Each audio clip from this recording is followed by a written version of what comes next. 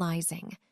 But when my eyes slowly adjusted to the darkness, I saw shapes moving around me. There were other children in the truck. 3 of them, 2 boys and a small girl. They were sitting close together near the side wall, their knees pulled to their chests, as if they were trying to disappear into themselves. One of the boys looked a little older than me, maybe 10. The other one was younger, maybe 7. The girl could not have been older than 6.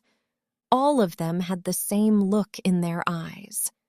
A look I would later learn very well. The look of children who already understood that something terrible had happened. I tried to speak, but my voice came out as a whisper. Where are we going?" The older boy looked at me quickly and shook his head. "Don't talk," he whispered. His voice was hoarse. "They hit you if you talk." The younger boy was crying quietly, his shoulders shaking. The small girl stared at the floor like she had forgotten how to blink. The truck hit a bump in the road, throwing us slightly against the metal wall.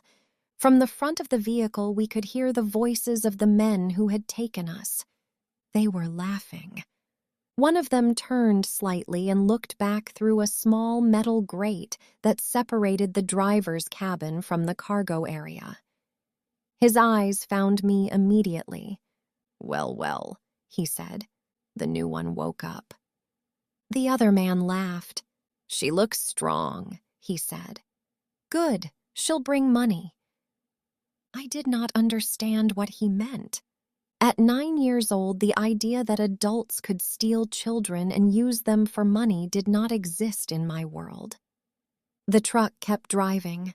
Minutes turned into hours.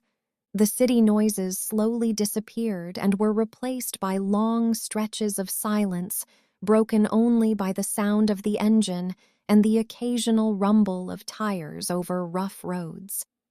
No one in the truck spoke anymore. Fear sat between us like another passenger. At some point, the small girl began crying louder. The sound was desperate and uncontrollable, the kind of crying that comes from deep panic. The truck suddenly stopped. The engine died.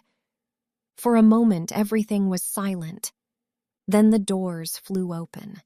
Daylight flooded inside. The man who had smiled at me in the market grabbed the little girl by the arm and dragged her toward him. She screamed. The sound was high and sharp.